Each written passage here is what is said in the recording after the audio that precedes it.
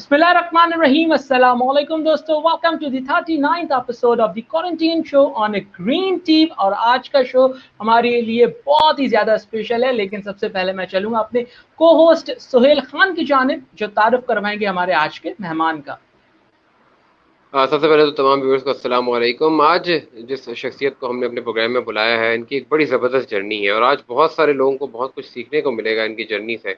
और हमारे साथ जो शख्सियत मौजूद है, इन्होंने थोड़ी बहुत क्रिकेट खेली, फास्ट बॉलर थे अपने दौर के। उसके बाद फिर इन्होंने जर्नलिज्म स्टार्ट किया और डॉन, जो पाकिस्तान का एक बड़ा ज़बरदस्त हम कहते हैं कि जर्नलिज्म के अगर पहला अखबार भी कहा जाता है, डॉन से वाबस्ता रहे। उसके बाद काफ़ी अर्से डॉन से वाबस्ता रहने के बाद फिर ARY से वाबस्ता रहे, फिर PCB को एज अ मीडिया मैनेजर उन्होंने टीम के साथ टूर्स किए, फिर ICC में रहे। उसके बाद अब डायरेक्टर मीडिया के तौर पे PCB के साथ मौजूद है। ये तो मैंने थोड़ी सी बातें बताई हैं इनके बारे में, लेकिन इनकी जर्नी में सबसे खास बात यह है कि ये आपको ये बताती है कि जब आप मेहनत करते हैं तो मेहनत के बाद ज़िंदगी आपको स्टेप बाय स्टेप चलने पर एक अच्छे मकाम पे ज़रूर लेके जाती है। तो इनकी मुकम्मल जर्नी पे हम बात करेंगे। आज हमारे साथ मौजूद है director media PCB Samiul Hasan Barni. अस्सलाम वालेकुम समी भाई। वालेकुम अस्सलाम सुहेल, और अस्सलाम वालेकुम शाज़ेब, और many many thanks for the kind words. पता नहीं मैं डिजर्व करता हूँ या नहीं, but thank you very much Indeed. नहीं सम भाई, बिल्कुल आप डिजर्व करते हैं। सम भाई, सबसे पहले जानना चाहूँगा कि इतने साल से काम कर रहे हैं, डेली रूटीन होगा ऑफिस जाने का, मगर पिछले कुछ अर्से से हम देख रहे हैं अनफॉर्चुनेटली जो वर्ल्ड में सिचुएशन है, इस वजह से तमाम लोगों को घर से काम करना पड़ रहा है। इवन PCB की हम कॉन्फ्रेंसेस जो देख रहे हैं वो अब डिफरेंट एप्लीकेशंस पर हो रही। How is this experience? Different होगा, लेकिन कैसा जा रहा है अब तक? शाज़ेब, बहुत आई गेस सबके लिए ही एक डिफिकल्ट और एक डिफरेंट सिचुएशन है। शायद हमने अपनी लाइफ के अंदर या कभी भी हमने ये विजुलाइज नहीं किया था, but life is full of surprises. और अब हम लोग घर के अंदर कन्फाइन हो गए, और कन्फाइन होने के बाद एक इंसान के अंदर बड़ी बड़ी खूबसूरती होती है, वो हर चीज़ के अंदर अडेप्ट कर जाता है। और इंसान ने भी घर में रह के अडेप्ट करना शुरू कर दिया है। आप घर से बैठ के शो कर रहे हैं, हम घर से बैठ के काम कर रहे हैं, क्रिकेटर्स घर से बैठ के अपनी फिटनेस या ऑनलाइन फिटनेस टेस्ट दे रहे हैं, ऑनलाइन लेक्चर्स अटेंड कर रहे हैं। हमारे दोस्त जो हैं वो घर से बैठ के रिपोर्टिंग कर रहे हैं, खबरें निकाल रहे हैं। सो इवॉल्व कर रहे हैं, and thanks all to the technology जो कि हमारे पास अवेलेबल है, जो कि हमें असिस्ट कर रही है कि हम अपनी जो प्रोफेशनल रिस्पॉन्सिबिलिटीज हैं उनको हम डिलीवर करते रहे। बट चैलेंजिंग है, बिकॉज ऑफिस ऑफिस होता है और घर घर होता है। जैसे क्रिकेट का फील्ड होता है, वो घर का बैकयार्ड नहीं हो सकता। So yes, I am sure हम सब मिलके अपने दफ्तर को, अपने कॉलीग्स को, अपने वर्क स्टेशंस को, अपने एनवायरनमेंट को, कॉफी को, अपनी चाय को, लंच ब्रेक को, नमाज ब्रेक को, मीटिंग्स को, हम सब मिस कर रहे होंगे। मैं भी कर रहा हूँ। अपने बारे में थोड़ा सा ये बताइए, जब आपने स्टार्ट किया, आपने भी क्लब क्रिकेट खेली जर्नलिज्म में आने से पहले, तो क्रिकेट का शौक शुरू से था, कैसे हुआ? और जो थोड़ी बहुत आपने क्रिकेट खेली, काफ़ी बड़े बड़े नामों के साथ भी आपने कराची में क्लब क्रिकेट खेली है, वो एक्सपीरियंस कैसा रहा? थोड़ा सा हमारे व्यूअर्स को ये बताइए कि आपकी जर्नी की शुरुआत किस तरीके से हुई। सोहेल भाई, जो मिड 80s की बात होती है, उस जमाने में इतने लोग अपनी लाइफ को प्लान नहीं करते थे जितने आज के ज़माने में करते हैं। आप एक 16 साल के बच्चे से बात करें, 20 साल के लड़के से बात करें, वो आपको अपना फ्यूचर डायरेक्शन देता है। जब हम 17, 18, 16, 15 साल के थे तो हमें तो पता ही नहीं था, we were just going by the flow. और उसी के अंदर क्रिकेट एक जो कि हर बच्चा खेलता है गली में, मोहल्ले में, वो हम भी खेलते थे। और बस इत्तेफाक से हमारा एक बहुत पॉपुलर क्लब था, और जब खेलते थे तो देखने भी जाते थे। जेब में पैसे नहीं होते थे, बस में चढ़ गए, कभी कंडक्टर को बेवकूफ़ बना दिया, वो टिकट लेने आ रहा है तो कहीं छुप गए, कहीं कुछ किया। और रमज़ान सुपर कप जो ईदगाह पे हुआ करता था उसको देखने जाते थे, उसमें बड़े बड़े प्लेयर खेलते थे, तो वो एक्साइटमेंट तो हमेशा से था। और फिर गली में थोड़ी बहुत क्रिकेट खेल ली। मोहल्ले का, उस जमाने में मोहल्ला बेस्ड क्रिकेट हुआ करती थी। नॉर्दर्न जिमखाना हमारा क्लब हुआ करता था, उसको हम बड़ा फॉलो करते थे। और फिर कुछ ऐसा हुआ कि कुछ 85 के अंदर 7-8 प्लेयर्स जो थे वो छोड़ के किसी और क्लब में चले गए। रजिस्ट्रेशन का टाइम आ चुका था, मेरे ख्याल से घंटे बाकी थे, और उसके बाद रजिस्ट्रेशन नहीं होनी थी। तो वो गली में मैं क्रिकेट खेलता था, तो शायद किसी ने देखा होगा, उन्होंने मेरा नाम दे दिया, and that is how the journey started. तो कोई प्लान्ड मूव नहीं थी, कोई ऐसा नहीं था कोई मैं तुर्रम खान कोई अच्छा प्लेयर ना, but it was just a stroke of luck कि उस क्लब में मुझे फिर खेलने का मौका मिल गया और थोड़ी बहुत मैंने क्रिकेट खेल ली। अच्छा समी भाई, जिस तरीके से आप क्रिकेट खेल रहे थे, मैंने कुछ आपके इंटरव्यू भी सुने, क्रिकेट के लिए आप बहुत पैशनेट थे और बहुत पैशनेटली आप खेलते थे, फास्ट बॉलिंग आप करते थे। फिर ये जर्नलिज्म की तरफ कैसे आना हुआ? आपके वालिद IAS बंडी साहब का तो वाकई में एक बहुत बड़ा नाम है पूरे पाकिस्तान में। क्या उन्होंने शुरू से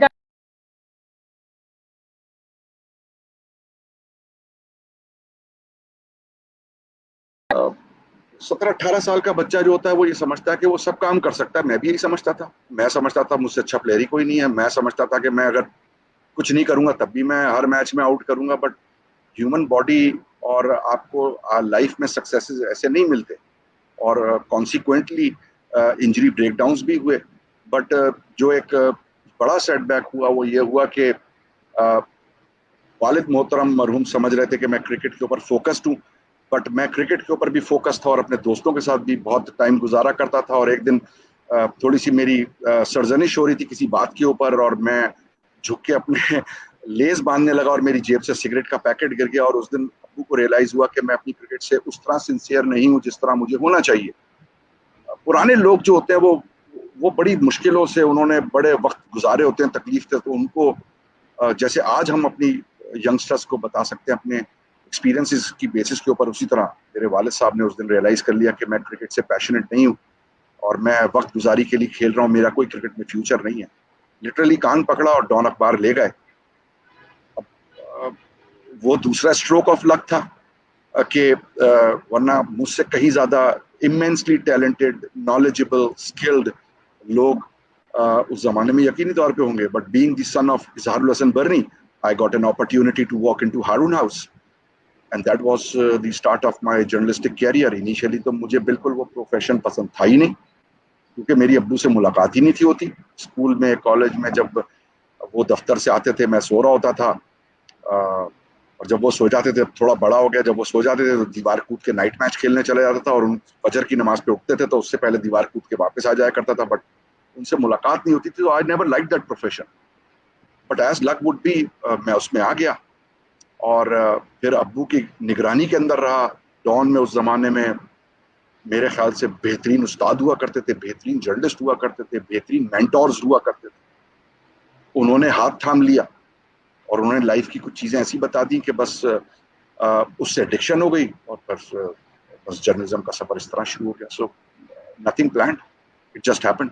very very lucky, very very fortunate. अच्छा, जब आपका करियर स्टार्ट हुआ उसके बाद आप आगे बढ़ते रहे, आपने अपने करियर में जाते कुछ ऐसे भी बहुत सारे ऐसे क्रिकेटर्स हैं जिनके साथ आपने थोड़ा बहुत खेला भी, फिर उनके मैचेस भी कवर किए, वो एक्सपीरियंस और फिर जो आपके मेमोरेबल टूर्स रहे या जो मेमोरेबल मैचेस आपने कवर किए जो आप कभी नहीं भूल पाएंगे, उनके बारे में भी थोड़ा सा जरूर शेयर कीजिए एक्सपीरियंस।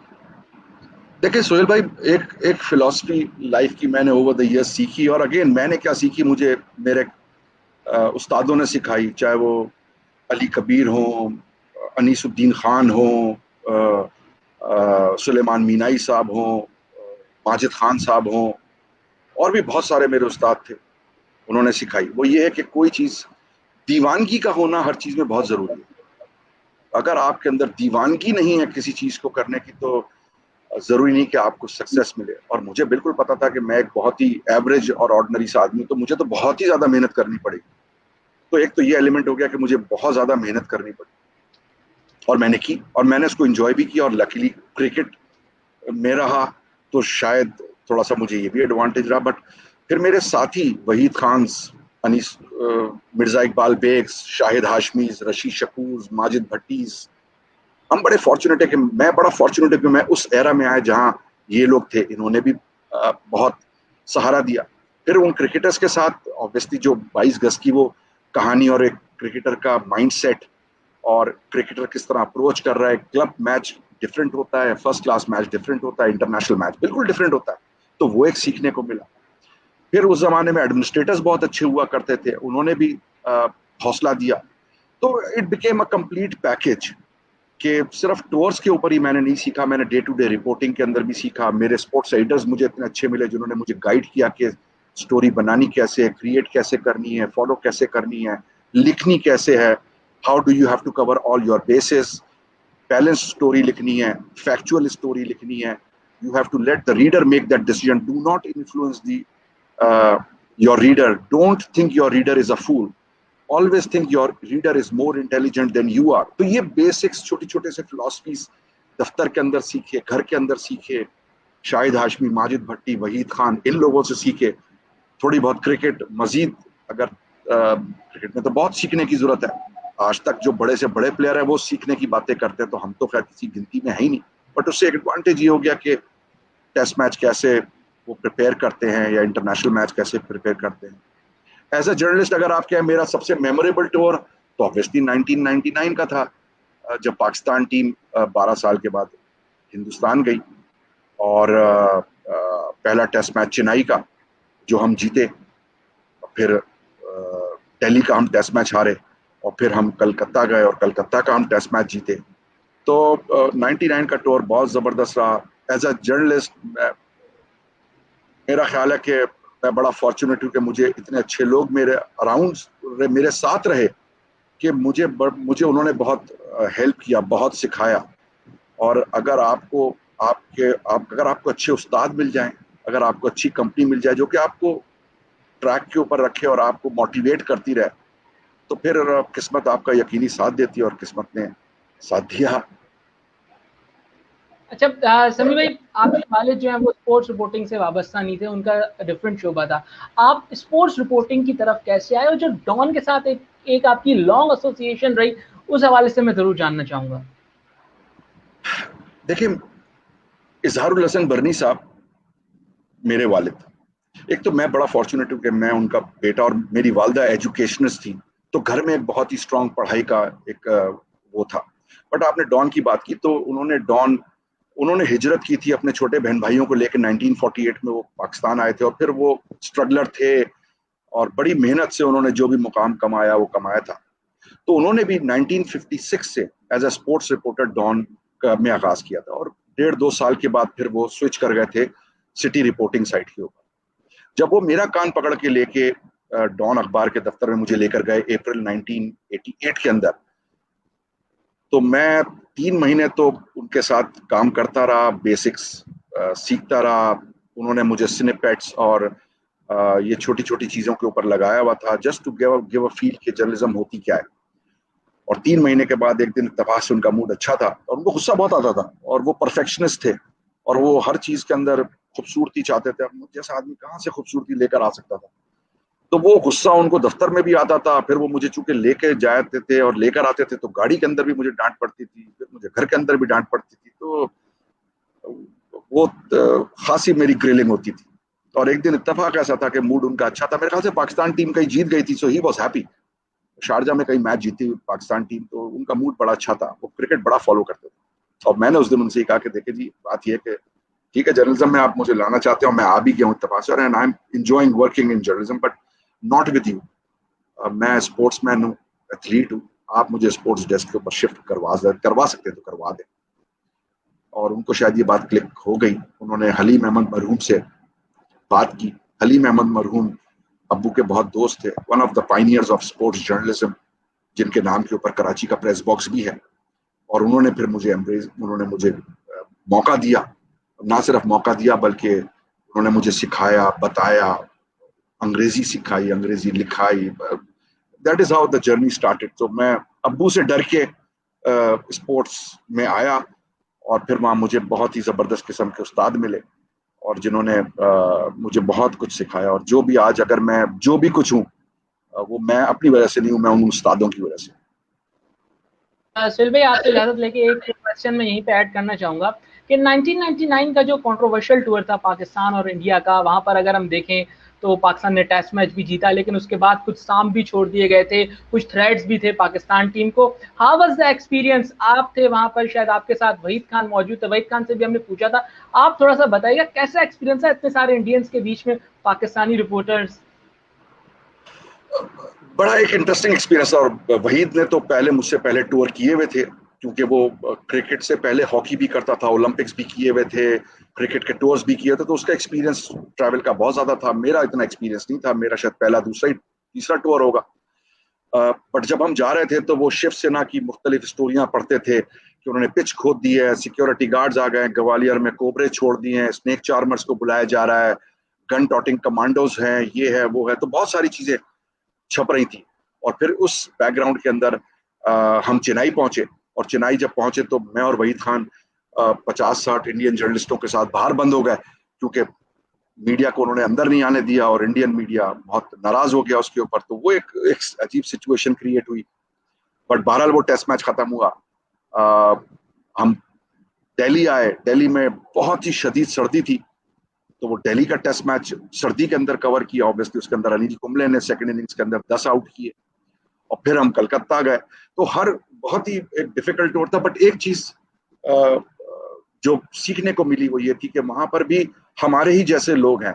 यस, इमोशनली चार्ज जरूर है, पैशनेट बहुत हैं, नेशनलिस्ट बहुत हैं, बट जो हमने 1999 में वहीद खान ने दोस्तियां बनाई है, जो मैंने आज दोस्तियां बनाई उस प्रेस बॉक्स के अंदर, वो आज तक दोस्तियां हैं, और उनसे आज तक रिलेशनशिप है।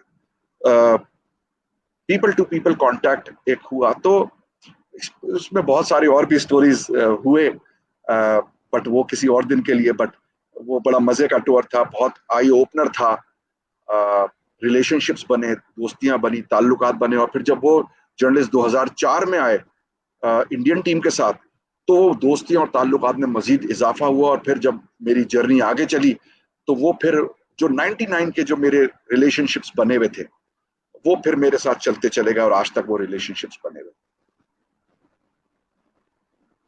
अच्छा, डॉन के बाद आपका एक सिलसिला इलेक्ट्रॉनिक मीडिया की शुरुआत में एआरवाई के साथ भी रहा, जब एक तरह से पाकिस्तान में इलेक्ट्रॉनिक मीडिया आ रहा था, नया नया एक दौर था। वो सिलसिला कैसा रहा? और अपने इलेक्ट्रॉनिक मीडिया को उस वक्त को अगर आप आजकल के इलेक्ट्रॉनिक मीडिया में देखें तो कितना वक्त के साथ साथ उसमें डिफरेंस आता गया है? हाँ, इसके बीच में सोहेल भाई, मैं 2002 से 2004 तक क्रिकेट बोर्ड के साथ भी रहा। और जब बिल्कुल बिल्कुल, बेहतर मीडिया मैनेजर, बिल्कुल आप इंडियन रहे। टीम आई थी, जी हाँ, इंडियन टीम आई बिल्कुल थी, बिल्कुल। फिर वर्ल्ड कप 2003 वर्ल्ड था, कप फिर था, इंग्लैंड का जी, टूर आपने फिर किया, बिल्कुल। जी जी फिर मैं टेलीविजन पे चला गया। उस वक्त टेलीविजन बूम कर रहा था, और मुझे पहले मैं इंडस में गया, गजम्फर साहब ने मुझे अपॉर्चुनिटी दी, फिर सलमान इकबाल साहब ने मुझे AR भाई के ऊपर अपॉर्चुनिटी दी। ये आहिस्ता आहिस्ता ग्रो कर रहा था। उस वक्त इस तरह मीडिया नहीं था जिस तरह आज है। उसको पूरा उसका एडिटोरियल स्पोर्ट्स डेस्क को सेटअप करना और उसमें प्रोग्रामिंग करना, बुलेटिन्स बनाना, बिल्कुल एक न्यू एक्सपीरियंस था वो। और मुझे वहां जाके ये एहसास हुआ कि टेलीविजन का काम सबसे मुश्किल है, क्योंकि टेलीविजन जो है वो 24 घंटे चलता है, और 24 घंटे हर घंटे कोई नई चीज चाहिए। अखबार में तो ये है कि आपकी स्टोरी प्रिंट में चली गई, अब अखबार जो है 24 घंटे बाद दोबारा प्रिंट में जाएगा, उससे पहले प्रिंट में नहीं जाएगा। तो टेलीविजन की जॉब बहुत ही चैलेंजिंग रही। मल्टीटास्किंग बहुत की, स्क्रिप्टिंग बहुत की, होस्टिंग की, इंटरव्यूज किए, बुलेटिन्स बनाए। उस जमाने के अंदर और इत्तेफाक ऐसा है कि जब मेरी ICC की जॉब हो गई थी, और मुझे मेरे ख्याल से मेरा नोटिस पीरियड चल रहा था ARY के साथ, तो बॉल टैंपरिंग वाला इंसिडेंट हो गया। अब समझ में नहीं आ रहा कि मैं ICC में जाने वाला हूँ तो ICC को क्रिटिसाइज करूं या ARY का। इट वाज वो एक अजीब गरीब। But Brian Murgatroyd was with the ICC। मैंने उससे बात की और मैंने उसको समझाया कि मैं नोटिस पीरियड के ऊपर हूँ और मेरी ऑब्लिगेशंस और मेरी रिस्पॉन्सिबिलिटीज अभी भी ARY की तरफ है, so I hope you will not mind. तो उसने कहा as long as you are factual and you are not hitting the ICC below the belt, it's absolutely fine. और फिर वो मैंने बॉल टैंपरिंग का वो पूरा कवर किया। तो टेलीविजन बूम कर रहा था, बट ऑब्वियसली वो आज के टेलीविजन और 2005 के या 6 के टेलीविजन से तो बहुत ही ज्यादा फर्क है, बहुत ज्यादा फर्क, बहुत ज्यादा फर्क। जब सम भाई आपसे आपके करियर के हवाले से तो बात कर रहे हैं, कुछ क्वेश्चंस भी आ रहे हैं, क्वेश्चंस को भी लेते हैं। क्वेश्चन है ज़ैनब शफीक की जानिब से, और उनका ये कहना है कि हम उन प्लेयर्स को तो देखते हैं, रिकॉग्नाइजेशन मिल जाती है जो PSL वगैरह में परफॉर्म करते हैं, लेकिन लोकल टूर्नामेंट्स में या डोमेस्टिक प्लेयर्स जो परफॉर्म करते हैं वो हमें रिकॉग्निशन में नजर नहीं आते। ये शायद सेंट्रल कॉन्ट्रैक्ट को रेफर कर रही है। जी, मेरे ख्याल से बात खासी हद तक ठीक है। लोग फॉलो भी उनको करना चाहते हैं, देखना भी चाहते हैं, सुनना भी चाहते हैं, जो हाउस होल्ड नेम्स होते हैं, और वो आपको हीरोज मिलते भी हैं और आपको बनाने भी पड़ते हैं। अगर आपको, और आप दोनों तो माशाल्लाह पिछले साल पूरे सीजन आपने बड़ा कवर किया एक मैच को, तो आपने देखा होगा कि पाकिस्तान क्रिकेट बोर्ड ने एक नया इनिशिएटिव लिया था कि हर कायद आजम ट्रॉफी हो या हमारा नेशनल T20 हो, 2 टूर्नामेंट हुए थे, उसके हर दिन के बाद कोई एक star performer of the day आता था और वो मीडिया से बात करता था। तो हमने उन हीरोज को या उन क्रिकेटर्स को की पर्सनालिटीज को या उनको मीडिया के साथ रिलेशनशिप या उनके बारे में अवेयरनेस देने की ये बात की, और उसमें ऑब्वियसली उनकी मीडिया ट्रेनिंग का भी एलिमेंट शामिल था। तो अपॉर्चुनिटी हमने उनको प्रोवाइड की। बट आज भी अगर आप लोग इंटरव्यू किसी का करना चाहेंगे तो आप उन्हीं का करना चाहेंगे जो एस्टैब्लिश स्टार्स हैं। आप कम लोग होते हैं जो एक बिगिनर या एक नए एथलीट के पास जाना चाहते हैं, उसके बारे में लोगों को पता नहीं होता। बट ये क्रिकेट बोर्ड की या हम जैसे लोगों की जिम्मेदारी है कि हम उन एथलीट्स को उठाएं और उनकी मीडिया के अंदर अवेयरनेस लेकर आए, उनको लोगों को इंट्रोड्यूस करें, ताकि कल को जब फैंस आ रहे हो तो उनको पता हो कि पाकिस्तान टीम में सिर्फ ये 3 स्टार्स नहीं खेल रहे, बट 8 और प्लेयर भी खेल रहे हैं, या 5 और भी बेंच के ऊपर बैठे हैं जो अच्छे प्लेयर हैं, क्वालिटी प्लेयर, और कल को ये भी पाकिस्तान की रिप्रेजेंटेशन कर सकते हैं। तो बात ठीक है, और इसमें हमें बहुत काम करना है। डेवलपमेंट के ऊपर, प्लेयर्स की अवेयरनेस, उनकी प्रोजेक्शन, उनकी प्रोफाइल बिल्डिंग, उनकी स्टार वैल्यू को बढ़ाना, तो कोशिश इसके ऊपर जारी है। और मीडिया का उसमें बहुत बड़ा रोल रहा है। उन्होंने उनको कवर किया, उन्होंने उनको स्पेस दी है। कलेक्टिवली इंशाल्लाह ताला इसमें और बेहतरी आएगी, और आइंदा और प्लेयर्स को हमारे पास इंशाल्लाह एक बिग पूल ऑफ प्लेयर्स होगा जिसके बारे में लोग बातें भी करेंगे और लोग उनको फॉलो भी करेंगे। अच्छा, जैसे अभी आपने थोड़ी देर पहले खुद भी कहा, उस समय आने भी वाला था कि जो आपका सफर है मीडिया मैनेजर टीम के साथ रहा, खास तौर पे वर्ल्ड कप 2003, एक बहुत बड़ी टीम पाकिस्तान की थी। अनफॉर्चुनेटली वो परफॉर्मेंसेज नहीं आई, लेकिन परफॉर्मेंसेज आई भी। सईद अनवर ने भी सेंचुरी की और भी वसीम अकरम ने 500 विकेटें मुकम्मल की थी। तो वर्ल्ड कप का वो as a media manager experience team के साथ कैसा रहा? और इतनी बड़ी टीम उस तरह परफॉर्म नहीं कर सकी, बहुत प्रेशर भी आया टीम पे, बहुत बातें भी हुई बाद में। सुहेल भाई, वो मेरे ख्याल से वो देखिए, बात यह है कि लोगों ने बहुत बातें भी की, और बट बहरहाल बात यह है कि वो टूर्नामेंट पाकिस्तान के लिए शायद नहीं था। इतनी बड़ी टीम अगर आप उसको उठा के देखें, तो अगर मेरी मेमोरी मुझे सही याद कर रही है तो उस टाइम के 7 वर्ल्ड रिकॉर्ड होल्डर उस टीम के अंदर मेरे ख्याल से थे। उस टाइम के 2003 के टाइम के ऊपर 7 वर्ल्ड रिकॉर्ड होल्डर थे। देखिए, क्रिकेट जो है वो एक कलेक्टिव स्पोर्ट है। उस टूर्नामेंट के दौरान शायद टीम क्लिक नहीं कर पाई, मिसिंग लिंक्स थे, शायद परफॉर्म कर दिया तो आउट नहीं कर सके। It was a combo of a few things, but वो एक ऐसा एक्सपीरियंस था प्रेस बॉक्स में बैठ के ड्रेसिंग रूम में बैठ के टीम को देख के हारते हुए देखना, फिर प्रेस कॉन्फ्रेंस में जाना एक हारे हुए कप्तान को लेके, वो मेरे लिए भी मुश्किल था। और फिर मुझे उस दिन एहसास हुआ कि हमें तो यकीनी तौर पे मैच हारने का जो दुख होता है, बट इतने करीब से मैंने देखा कि जिस तरह वो प्लेयर्स डेविस्टेटेड थे, कि मुझे उस दिन एहसास हुआ कि जो हमारा दर्द और हमारा दुख होता है हारने का, वो इन खिलाड़ियों जितना नहीं होता, इनका कहीं ज्यादा होता है, क्योंकि वो इंटरनेशनल लेवल पे पाकिस्तान को रिप्रेजेंट कर रहे होते हैं, और वर्ल्ड कप से बड़ा तो कोई स्टेज प्लेटफॉर्म होता ही नहीं है। उस दिन मैंने ये जाना कि ठीक है, हमारा गुस्सा हम मुख्तलिफ तरीकों से निकाल लेते हैं, बट ये प्लेयर गुस्सा कहाँ निकालेंगे जाके, और जो इनकी तकलीफ हारने के बाद होती है, शायद हमारे इमोशंस उसको मैच नहीं कर पाए। तो ये मेरे लिए एक सबसे बड़ा लर्निंग था उस वर्ल्ड कप से। जब एक और क्वेश्चन है आपके लिए समीम भाई, और ये क्वेश्चन है साद इश्तियाक की जानिब से। इनका कहना है कि we have seen media department of PCB handled more professionally than ever after your appointment as the media director. तो आपके क्या मोटिव्स थे, कितने आपने अचीव कर लिए? और डिजिटल मीडिया को आपने बहुत प्रमोट किया पीसीबी में आने के बाद, डिफरेंट ट्रिब्यूट्स हमने देखे, डिफरेंट पैकेजेस हमने देखे, इसके पीछे क्या सही है और कितना आपने अचीव कर लिया है जो पीसीबी में आने से पहले आपने टारगेट्स अपने रखे थे? देखिए, मीडिया डिपार्टमेंट का काम होता है कम्युनिकेशन। अगर आप कम्युनिकेट नहीं करेंगे मीडिया के साथ, आप उनको बताएंगे नहीं, तो कैसे काम चलेगा। मैंने अपनी आईसीसी लाइफ में जो सीखा वो मैंने पीसीबी में आके इंट्रोड्यूस किया, और मेरी तो फिलॉसफी 4 लेटर्स के ऊपर चलती है, 2 आईज एंड 2 पीस। 2 आईज मतलब inform and influence, and 2 P's promote and protect. ये मेरी फिलॉसफी है।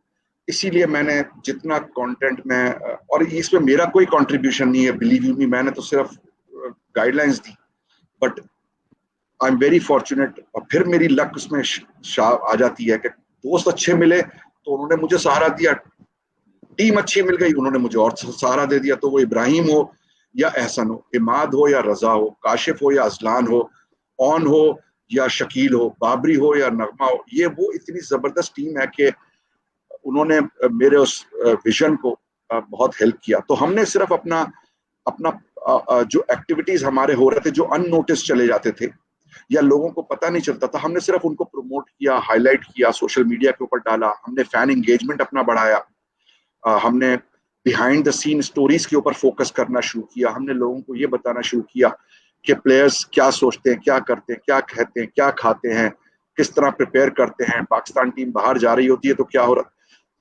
ये चीजें सिर्फ हमने की और बड़े रिलीजियसली की, प्लान के तहत की, और सिर्फ अपने जो चीज बताने वाली थी वो हर एक चीज बताई, हर चीज शेयर की, ट्रांसपेरेंसी को बिल्कुल सामने रखते हुए कि टीम अगर सिलेक्ट हो रही है तो चीफ सिलेक्टर ने आके उसको एक्सप्लेन करना है, जस्टिफाई करना है। अगर टीम वापस आई है तो कप्तान और कोच ने एक्सप्लेन करना है कि टीम जीती तो क्यों जीती और हारी तो क्यों हारी।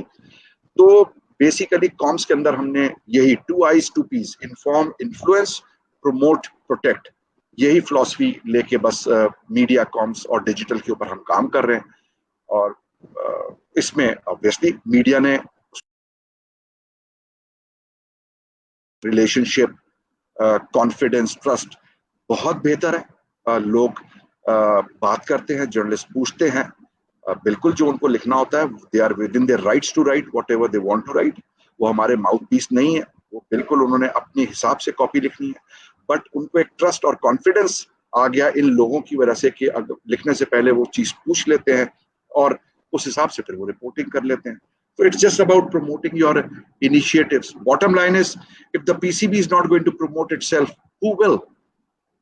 और यही हम कोशिश कर रहे हैं कि इसके ऊपर, बट वो चीज प्रमोट करते हैं, वो चीज हाईलाइट करते हैं जो हुई होती है। वो आप नहीं कर सकते कि जो एग्जिस्ट ही ना करती हो, जो ना हुई हो, क्योंकि आप अपने फैंस के साथ या अपने मीडिया के साथ आप ना गलत बयानी कर सकते हैं, ना आपको करनी चाहिए, और इन चीजों की कोई गुंजाइश नहीं होती। और जिस दिन आप ये काम करेंगे, आप अपना और अपनी ऑर्गेनाइजेशन का वकार और ट्रस्ट खत्म कर देंगे। अच्छा, आपकी जो आईसीसी की जर्नी रही वो भी बड़ी, उसका स्टार्ट में ही आपको 2007 का वर्ल्ड कप भी आपने किया और बड़ा एक अनफॉर्चुनेट था। ओवरऑल अपनी आईसीसी जर्नी का सिलसिला आपका जो रहा वो कैसा रहा, और कौन कौन से मेमोरेबल मोमेंट्स हैं जो आप समझते हैं? फिर एक मेमोरेबल मोमेंट मैं आपसे पूछूंगा भी खास तौर पे, लेकिन पहले ओवरऑल अपनी जर्नी जो आईसीसी के साथ रही आपकी वो बताइए, खास तौर पे जो जिसमें आपको बहुत ज्यादा मजा भी आया जिन इवेंट्स को करने में, वो भी थोड़ा शेयर कीजिए। देखिए सोहेल भाई, 2006 की जो इंडिया की चैंपियंस ट्रॉफी थी वो मेरा पहला इवेंट था, और फिर 2018 का आईसीसी क्रिकेट वर्ल्ड कप जो जिम्बाब्वे में हुआ, पता नहीं मार्च अप्रैल मई में 2018 में हुआ, तो वो मेरा आखिरी इवेंट। क्वालिफायर, बिल्कुल। जी हाँ, क्वालिफायर। उसके बीच में वर्ल्ड कप जितने हुए, चाहे वो 7 हो, 11 हो, 15 हो, या T20 वर्ल्ड कप्स हो, 2007 से लेके मेरे ख्याल से 16 तक, या चैंपियंस ट्रॉफी हो 2006 से लेके 2017 तक, ये I been very very fortunate कि वो मैंने किए, ड्राइव किए। उसमें मीडिया लीड था मैं, तो मेरे लिए बड़े ऑनर की बात है कि एक पाकिस्तानी ग्लोबल ऑर्गेनाइजेशन में जाके अपने मुल्क को रिप्रेजेंट करे और मेजर इवेंट्स में लीड हो। ये मेरे लिए बड़े ही ऑनर की बात थी। इससे बड़े मेरे लिए ऑनर की बात कोई नहीं थी। जहां तक रहा सबसे जबरदस्त टूर्नामेंट मेरा मेमोरेबल, हर इवेंट बहुत जबरदस्त था, हर इवेंट में काम करने का बड़ा मजा आया। हर इवेंट के चैलेंजेस फर्क थे, क्योंकि डायनामिक्स फर्क थे, क्योंकि ग्राउंड्स फर्क थे, क्योंकि लोग फर्क थे, क्योंकि रिक्वायरमेंट्स फर्क थे। बट जो सबसे मजे का टूर्नामेंट रहा वो 2007 का वर्ल्ड कप रहा। ऑल्दो के वो इवेंट बड़ा ट्रैजिक इवेंट हिस्ट्री में जाता है, जिसको कि मैल्कम स्पीड ने लिखा कि event from hello. It was actually event from hello, but वो मेरा सबसे जबरदस्त टूर्नामेंट रहा।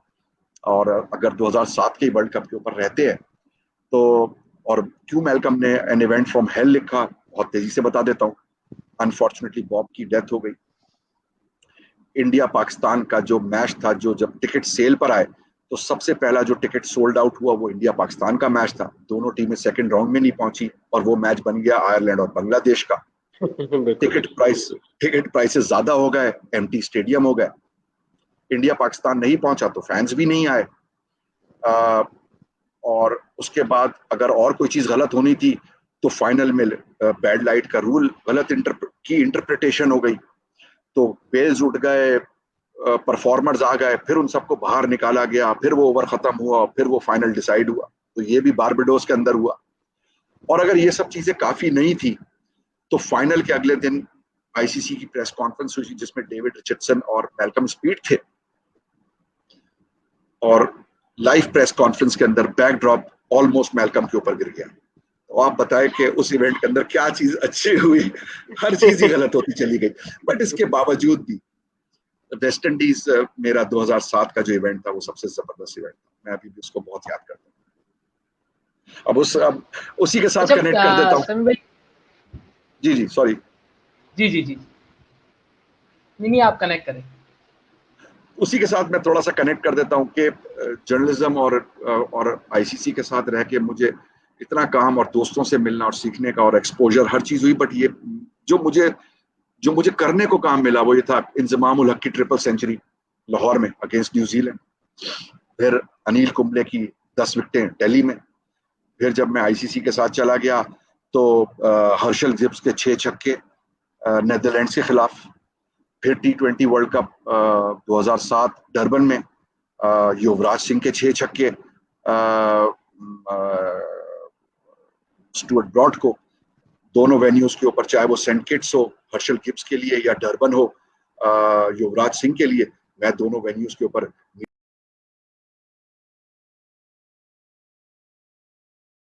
की 10 विकेटें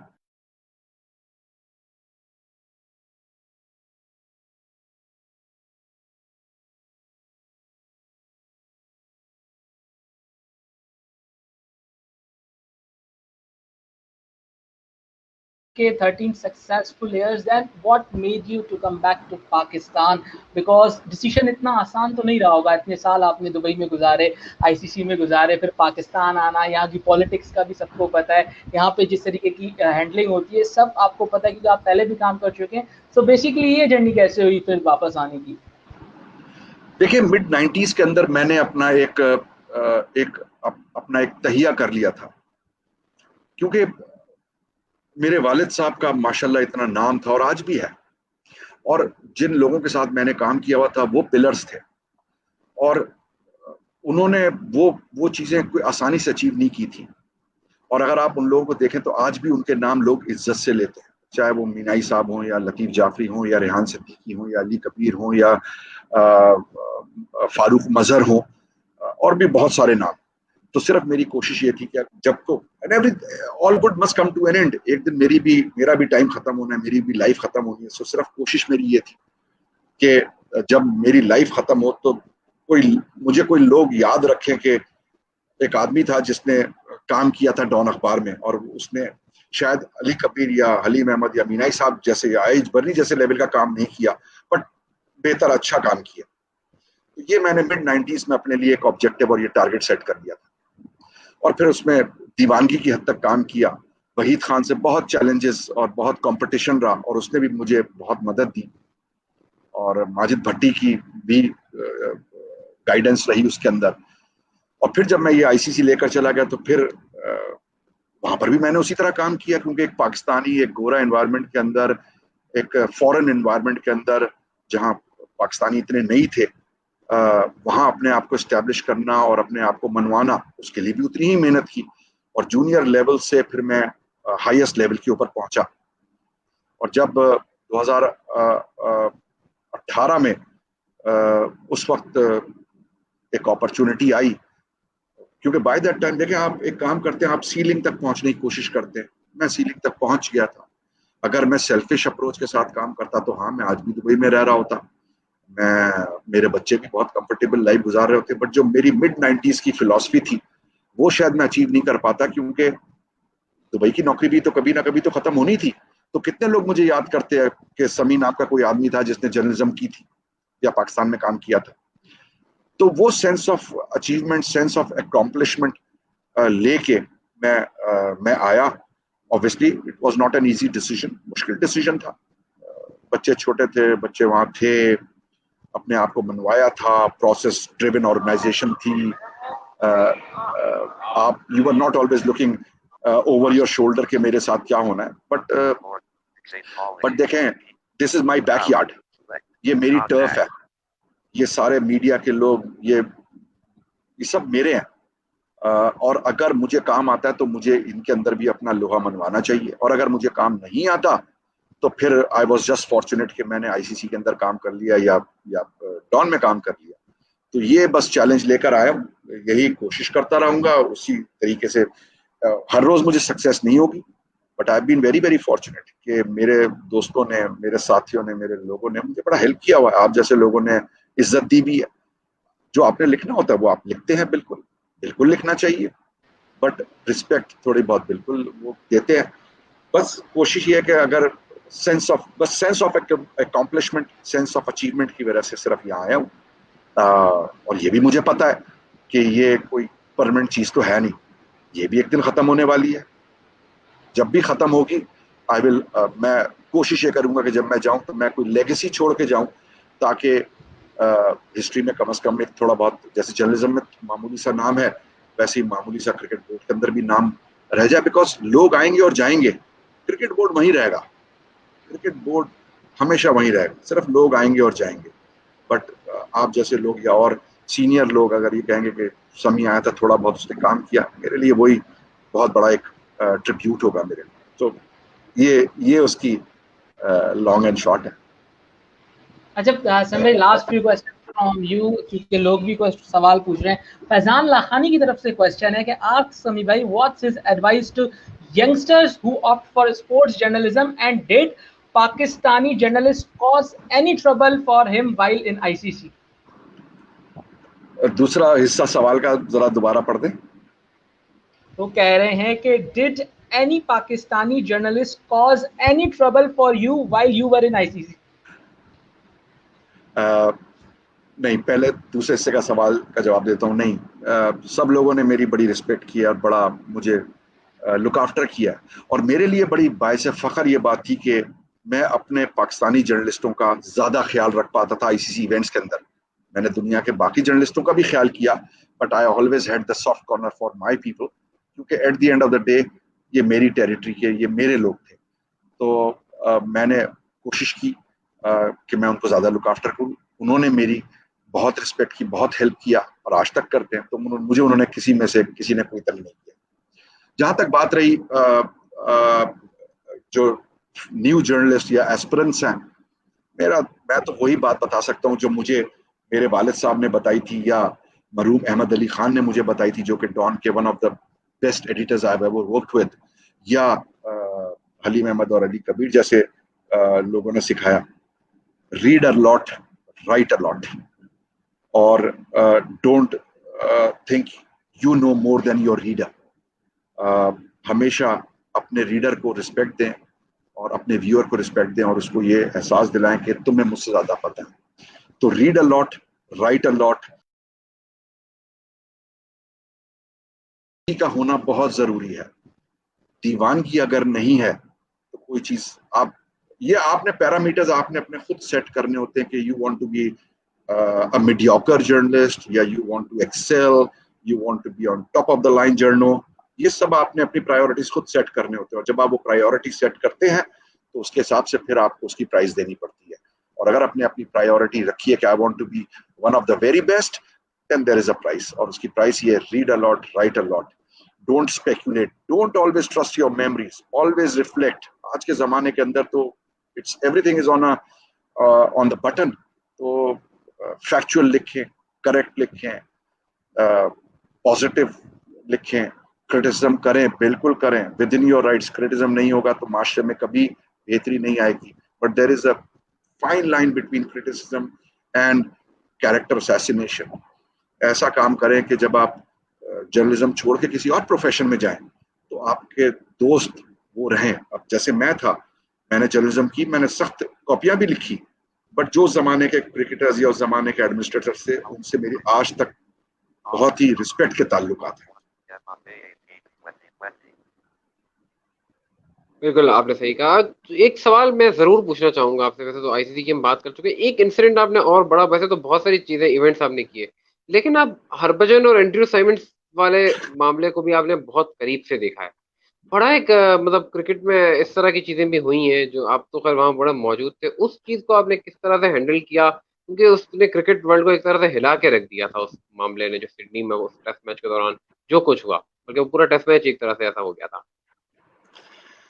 जी हाँ सुहेल भाई, वे इत्तेफाक से किसी ने मुझसे बहुत कम इस टॉपिक के ऊपर मुझसे बात की, तो पहला सवाल है जो बड़े जमाने के बाद मंकी गेट के ऊपर आया। ये इंसिडेंट हुआ, हम टीवी पे देख रहे थे, और मेरा ख्याल है सिडनी टेस्ट मैच के ऊपर हुआ। बिल्कुल सिडनी, बिल्कुल। और 2009 का मेरे ख्याल से ये वाकया है, या शायद 8 का होगा, 8 का शायद, 2008 हाँ 2008 2008, या सिडनी का वाकया। और मैं बैठा हुआ काम कर रहा था, ये इंसिडेंट के अगले दिन की बात है, और मैल्कम स्पीड चलता हुआ आ गया, और मैल्कम ने कहा कि समी वेयर इज योर पासपोर्ट, मेरे पास है। उसने कहा do you have Australia visa? Australia visa किस काम के लिए भाई? मैंने कहा नहीं, आई डोंट हैव ऑस्ट्रेलिया। कहने arrange your Australia visa, you I think you need to go to Australia. But for what? उसने कहा नहीं, वहां जाओ, मीडिया मैनेजमेंट की जरूरत है, क्योंकि things are getting out of control. तो मैंने कहा यार, मैंने मैल्कम को वही कहा, मैंने कहा look I am a Pakistani, वहां इंडियन टीम है और ऑस्ट्रेलियन टीम है, मैं जाके वहां क्या करूंगा? उसने कहा नहीं, only you can handle the Indian media.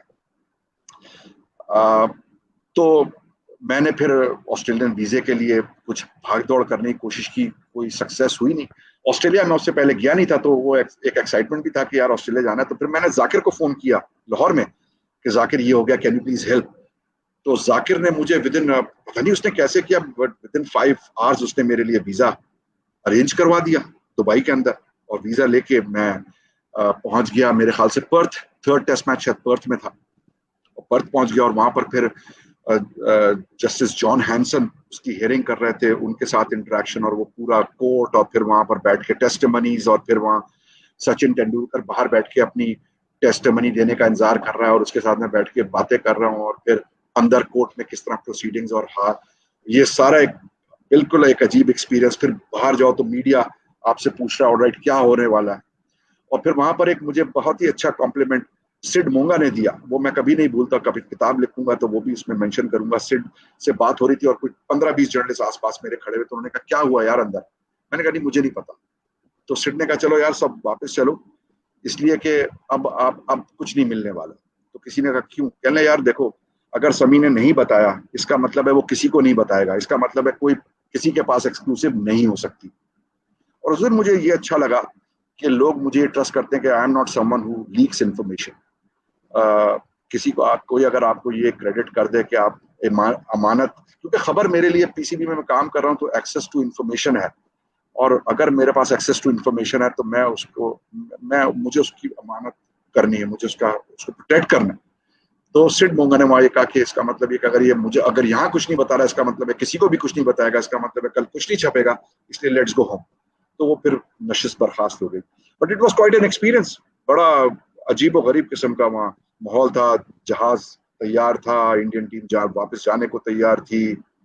फिर जस्टिस जॉन हैंसन ने डिसीजन दिया, उनके पास इंफॉर्मेशन इनकरेक्ट थी। हरभजन सिंह ने ऑलरेडी एक ऑफेंस किया हुआ था, it was his second offence, but come to good thing was के फिर हम वहां से उड़ के एडिलेड में जब गए तो वहां पर हैंडशेक हुआ अनिल कुंबले और रिकी पॉन्टिंग का। उस वक्त मैं भी था, रंजन मडुगाले भी था, हैंडशेक करवाया, और दोनों टीमों के फिर ताल्लुकात ठीक हुए, सीरीज कंटिन्यू। तो वो भी एक quite an interesting event that I was involved in. That's stressful. समी भाई, फैजान हयात का क्वेश्चन है, और उनका क्वेश्चन ये है कि सुनने में आ रहा है कि आईसीसी कुछ प्लान कर रहा है कि वर्ल्ड टी20 को शायद शिफ्ट कर दिया जाए नेक्स्ट ईयर, फरवरी और मार्च में एक विंडो नजर आ रही है। अगर ऐसा होता है तो फिर पीएसएल कहाँ जाएगा, और जो पीएसएल के ऑलरेडी हमारे रिमेनिंग मैचेस हैं, PCB looking any plan for that? देखिए अभी तक तो इस आईसीसी ने कोई इस किस्म का फैसला किया नहीं है जो मेरी नॉलेज है। मीटिंग होने वाली है, बट वो किसी स्टेज के ऊपर फैसला करेंगे। देखें, जब आईसीसी के इवेंट्स शेड्यूल होते हैं तो आईसीसी इवेंट्स की अपनी एक विंडो होती है, क्योंकि बायलैटरल क्रिकेट भी तो हर मुल्क की अलग हुई भी होती है ना। सिर्फ पाकिस्तान का पीएसएल तो नहीं होता, श्रीलंका की अपनी क्रिकेट होती है, वेस्ट इंडीज की अपनी होती है, इंग्लैंड की अपनी होती है, ऑस्ट्रेलिया की अपनी होती है। तो जब 8 साल का क्रिकेटिंग कैलेंडर बनता है तो उसमें विंडोज मार्क कर दी जाती है। अब अगर ये टूर्नामेंट, अगर तो वो टूर्नामेंट पोस्टपोन करेंगे तो वो नेक्स्ट अवेलेबल विंडो के अंदर जाएंगे।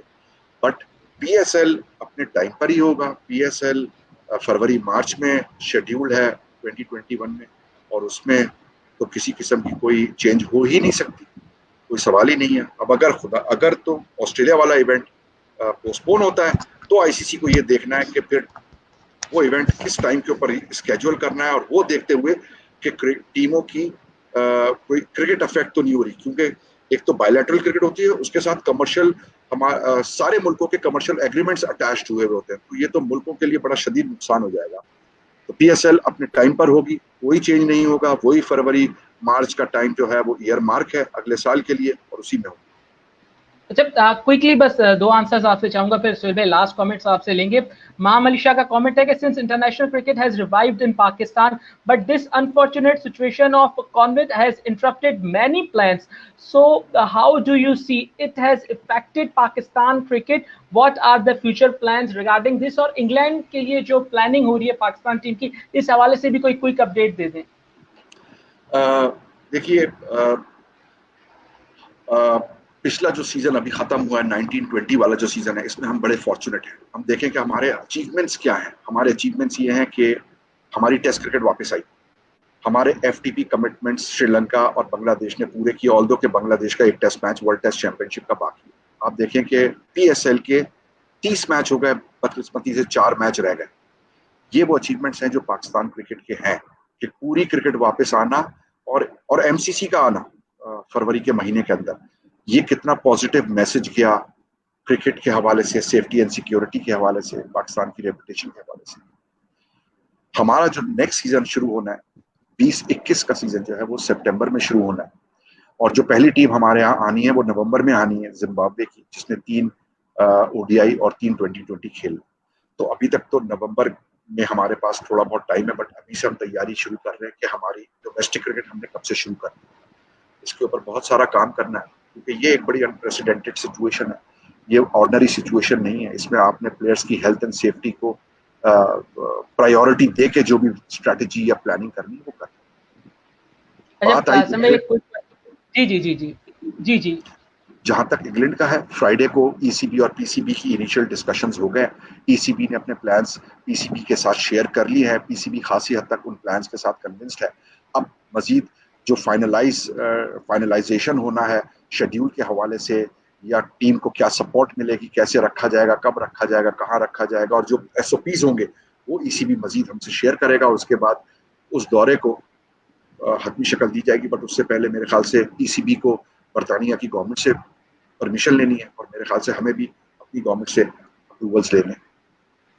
अच्छा, एक क्वेश्चन है, ठीक, एक माइन कामरान की तरफ से क्वेश्चन है, वो कहती है कि does PCB have any psychologist और therapist to work with players considering the pressure they go through, do you personally think they should, as it will definitely help our players to grow mentally strong? I think Mahin has hit the nail on the head. आजकल के professional athletes अपने साथ psychologist रखते हैं, और वो इसलिए रखते हैं क्योंकि वो हेल्प करते हैं प्लेयर्स को हाई परफॉर्म करने के लिए, फोकस रखने के लिए, डिस्ट्रैक्शन से बचाने के लिए। हमने ये पिछले साल वर्ल्ड कप से पहले ऑस्ट्रेलिया वाली सीरीज थी, उसके अंदर भी हमने हायर किया था, और आपको अगर याद हो वर्ल्ड कप से पहले हम 5 वनडे और एक 2020 के लिए इंग्लैंड में ही थे, उस वक्त भी हमने हायर किया हुआ था। परमानेंट बेसिस पे हमारे पास कोई टीम के साथ अटैच नहीं है, बट हम ये psychologist from time to time players के लिए, या मोटिवेशनल स्पीकर्स, या जो भी इस किस्म की सर्विसेज प्लेयर्स को चाहिए होती है, हम उनके लिए अरेंज करते हैं। बट बात बिल्कुल ठीक है, मेरा ख्याल है कि परमानेंट बेसिस के ऊपर एक साइकोलॉजिस्ट होना चाहिए, क्योंकि सारे एलीट एथलीट्स जो है वो अपने साथ इनको लेके चलते हैं। बहुत ज़रूरी आज के ज़माने के अंदर, ये बहुत ही एक इंटीग्रल किस्म की चीज़ है। PCB इसके ऊपर देख रहा है, देखते हैं कि कब फुल टाइम एक अपॉइंटमेंट होती है, बट हम वक्तन from time to time training sessions या टूर्स के ऊपर छोटे छोटे पीरियड्स के लिए हम यूज करते हैं। जी सुहेल भाई। लास्ट में क्वेश्चन जरूर आपसे करना चाहूंगा, ये भी एक आपकी जर्नी में एक वक्त आया जो मैं जरूर पूछना चाहूंगा, उसका जरूर थोड़ा सा फिनिश कीजिएगा, वक्त हमने आपका वैसे बहुत लिया है। 2009 में जब श्रीलंकन टीम पे अटैक हुआ पाकिस्तान में, तो उसके बाद पाकिस्तान क्रिकेट जो है वो काफी मुतासर रही, हर तरह से काफी कुछ फेस करना पड़ा। अगर देखें तो जो उसी के अराउंड में आने वाले वक्त में ओवल टेस्ट का जो फैसला था उसके ऊपर भी एक फैसला आया और काफी सारी चीजें हुई उस वक्त में। ओवरऑल जो मीडिया था, क्योंकि आप आईसीसी में थे, तो आपने पाकिस्तान क्रिकेट के लिए लोगों की क्या चीजें जज्बात देखे, और उसको उसके बाद जब हमने चेंज किया और इंटरनेशनल क्रिकेट को हम वापस ले आए, वक्त बड़ा लगा, लेकिन उस वक्त को कैसे देखते हैं? पाकिस्तान इतने बुरे वक्त से जब गुजर रहा था।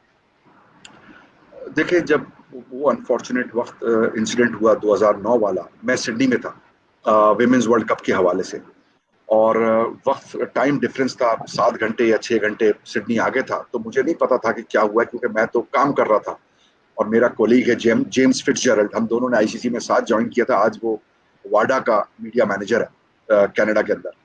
उसकी मुझे कॉल आई और उसके थ्रू मुझे पता चला कि ये अनफॉर्चुनेट इंसिडेंट हो गया। और फिर हम एक रिएक्टिव मोड के अंदर गए, क्योंकि वहां पर सिडनी के अंदर विमेन टीम्स भी थी, श्रीलंकन टीम भी थी, पाकिस्तान टीम भी थी, तो उनको प्रोटेक्ट करना, उनको लुक आफ्टर करना, उनको ब्रीफ करना, उनको, तो मैं उस मोड में चला गया। फिर साइमन टॉफल 3 दिन के बाद सिडनी लैंड किया, वो भी एक बहुत ही डिप्रेसिंग मोमेंट था। कॉन्टेक्स्ट मैंने आपको इसलिए दिया क्योंकि उसमें उस पूरे उसके अंदर Pakistan was being mentioned for the wrong reasons. और आप एज अ पाकिस्तानी, ये आपके लिए बड़ी ही तकलीफ की बात होती है कि आप अपने मुल्क के बारे में ऐसी बातें सुन रहे हैं और आप कर कुछ नहीं सकते, बिकॉज एक इवेंट हो गया और लोग बात कर रहे हैं इट्स इनसिक्योर, हमें ख्याल नहीं किया, etcetera etcetera etcetera. As a Pakistani वो आपसे बर्दाश्त नहीं हो पाता। और फिर जो पीरियड रहा उसके बाद थोड़ा सा मेरे ख्याल से कॉन्फिडेंस और ट्रस्ट कम हो गया आईसीसी और पीसीबी के बीच में। और फिर ये मेरे ख्याल से 2015-16 ऑनवर्ड्स ये ट्रस्ट दोबारा बिल्ड होना शुरू हुआ। बट पाकिस्तान को बोर्ड लेवल के ऊपर, आईसीसी लेवल के ऊपर, डिप्लोमेटिकली, मैं क्रिकेट की बात कर रहा हूँ, नुकसान हुआ। ऑल्दो के सारे मेंबरान खड़े हुए, उन्होंने पाकिस्तान को सपोर्ट किया। इंग्लैंड ने 2010 में 2 टेस्ट मैच अरेंज कर लिए, यूएई ने आपकी पूरी क्रिकेट यूएई के अंदर कराई। श्रीलंका कोलंबो में आपका सेकंड टेस्ट मैच हुआ था, पाकिस्तान वर्सेस ऑस्ट्रेलिया 2002, सब आए। बट वो जो सपोर्ट थी कि नहीं हम जाके खेलते हैं, नहीं हम सपोर्ट कर, हम पीसीबी या सिक्योरिटी एजेंसीज को ट्रस्ट करते हैं, वो हमेशा ट्रस्ट डेफिसिट रहा अंटिल 2015-16 जहां चीजें बेहतर होना शुरू हुई और बेहतर होना शुरू हुई और पीएसएल ने आइस ब्रेक की और क्रिकेटर्स जो पीएसएल में आए वो आपके एम्बेसडर्स बनकर गए और फिर आपकी पूरी क्रिकेट पाकिस्तान के अंदर आई और एहसान फिर चेयरमैन बने और वो एफएनसीए के फिर चेयरमैन, पीसीबी के चेयरमैन बने और एफएनसीए के चेयरमैन बने और पास्ट में आईसीसी के प्रेसिडेंट रह चुके थे। तो वो एक बस ये प्रोसेस, पाकिस्तान की पॉजिटिविटी का जो प्रोसेस था वो 2015 से मेरे ख्याल से शुरू हुआ, जिसको फिर एहसान बिकॉज ऑफ हिज स्टैचर और अपने पास्ट रिकॉर्ड की वजह से वो नेक्स्ट लेवल पे लेकर गए। बट बीइंग अ पाकिस्तानी बड़ा मुश्किल था उस एनवायरनमेंट में, आईसीसी एनवायरनमेंट में काम करना, जहां वो पाकिस्तान के बारे में वो बातें नहीं कर रहे थे जो आप सुनना चाहते हैं। तकलीफ होती थी, मुश्किल होती थी, but I guess that was life. और मैं वो वाहिद आदमी था, जितने भी फॉरेनर्स, जितने भी एक्सपैट्स थे, चाहे वो दुनिया में कहीं भी थे, I think they were passing through the same pain. Thank you so much Sami भाई for your so much time to dream team, and उम्मीद है कि आपको भी डिस्कशन जरूर पसंद आई होगी। शाहजेब, सोहेल भाई, I am so personally grateful कि आपने मुझे इस काबिल समझा, कि आपने मुझे इतना टाइम दिया बात करने का। It is always an absolute pleasure कि आप लोगों से बात हो, and anything I can do for my colleagues journalist, I am more than happy to support. जो भी मुझे थोड़ा बहुत आ सकता है या आता है, this is what I am here for. Although कि मुझे भी बहुत कुछ सीखना बाकी है, बट स्टिल जो भी मुझे थोड़ा बहुत आता है। बट एक चीज मैं सबसे यही कहूंगा कि अपने मेंटोर्स बनाएं, अपने उस्ताद बनाएं, अच्छे आइडेंटिफाई करें उस्ताद, अच्छे दोस्त बनाएं, और passion, there are no shortcuts in life. Shortcuts के ऊपर जाएंगे कभी भी अचीव नहीं कर पाएंगे। तो प्लीज तकलीफ लें, बट दोस्त अच्छे बनाए, मेंटोर्स अच्छे बनाए, उस्ताद अच्छे बनाए, पढ़ें, और देन आपको कोई आपकी ग्रोथ नहीं रोक सकता। लास्ट कमेंट कर दूं, आमिर सुहेल से मेरी बड़ी दोस्ती है, और एक दफा आमिर सुहेल ने बात कर रहे थे तो आमिर सुहेल ने कहा कि गुलाब के ऊपर अगर तुम पत्थर रख दो, गुलाब फिर भी अपना रास्ता बना लेगा। इसी नोट के ऊपर मैं ये खत्म करना चाहूंगा। थैंक यू समीर भाई, we are really honoured to have you in the show, और इंशाल्लाह कल भी इसी तरह आपको ज्वाइन करेंगे। यासिर अरफात पाकिस्तान के ऑलराउंडर हमारे साथ 10 बजे मौजूद होंगे, और थर्सडे को स्पेशल एपिसोड में आकिब जावेद हमारे साथ होंगे। शाहजेब अली सोहेल खान को director media, senior journalist, ICC के former media head Samiul Hasan बंडी के साथ दीजिएगा इजाजत। ड्रीम टीम से अमान अल्लाह।